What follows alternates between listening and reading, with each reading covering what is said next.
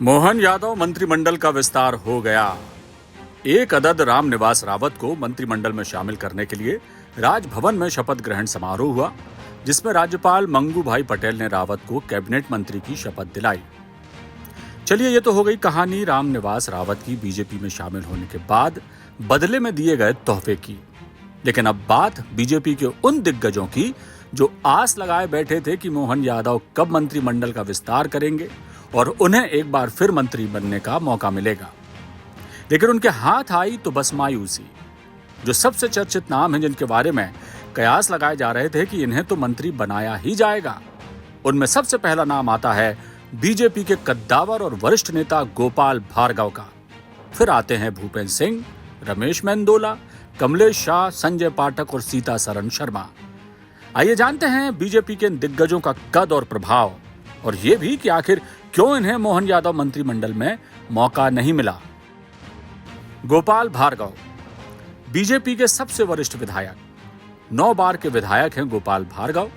उमा भारती मंत्रिमंडल में शामिल रहे, शिवराज मंत्रिमंडल में हमेशा शामिल रहे। 2018 में कांग्रेस की सरकार में नेता प्रतिपक्ष बने।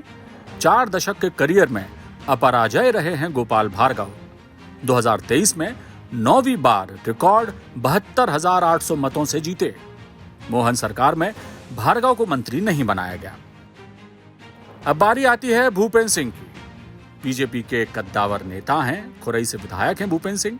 शिवराज कैबिनेट के सदस्य रहे। 2009 में सागर से लोकसभा का चुनाव जीता। मोहन सरकार में इन्हें मंत्री बनने का मौका नहीं मिला। रमेश मेंदोला बीजेपी के लोकप्रिय नेता, इंदौर 2 से 2008 से जीतते आ रहे हैं। मेंदोला के नाम भारी मतों से जीतने का रिकॉर्ड है। 2023 में 1 लाख से ज्यादा मतों से जीत दर्ज की थी उन्होंने। इतने अच्छे ट्रैक रिकॉर्ड के बाद भी कभी मंत्री नहीं बनाए गए। इस बार भी मेंदोला नाउम्मीद ही रहे। कमलेश शाह कांग्रेस छोड़ बीजेपी में शामिल हुए हैं। अमरवाड़ा उपचुनाव में बीजेपी के प्रत्याशी हैं। लोकसभा चुनाव से पहले कांग्रेस छोड़ बीजेपी में आए। कयास थे कमलेश शाह को मंत्री पद से नवाजा जाएगा। अब बारी आती है संजय पाठक की। 5 बार के विधायक हैं संजय पाठक। 2008 और 2013 में विजय राघवगढ़ से विधायक रहे। 2014 में कांग्रेस छोड़ बीजेपी में शामिल हुए संजय पाठक। 2016 से 2018 तक राज्य मंत्री के रूप में काम किया। मंत्री पद के प्रमुख दावेदार माने जा रहे थे पाठक। सीता सरन शर्मा भाजपा के वरिष्ठ नेता हैं। सीता सरन शर्मा 2014 से 2019 तक विधानसभा अध्यक्ष रहे। 2023 में 6वीं बार विधायक चुने गए। सीता सरन शर्मा के मंत्री बनाए जाने की अटकलें थीं। मोहन सरकार में मंत्री पद लेकिन नहीं मिला। ये तो रहे वो चर्चित नाम जिनका कद और ट्रैक रिकॉर्ड बताता है कि ये सारे मंत्री बनने की तमाम योग्यताएं रखते हैं। इसके अलावा रामेश्वर शर्मा और विष्णु खत्री जैसे विधायक भी हैं जो लगातार अपने क्षेत्रों में जीत का परचम लहराते आ रहे हैं, और मंत्री पद की दौड़ में इन्हें भी देखा जा रहा था। लेकिन सवाल यही है कि गोपाल भार्गव सरीखे जहां साइडलाइन कर दिए गए, वहां इन्हें मौका कब मिलेगा कहा नहीं जा सकता।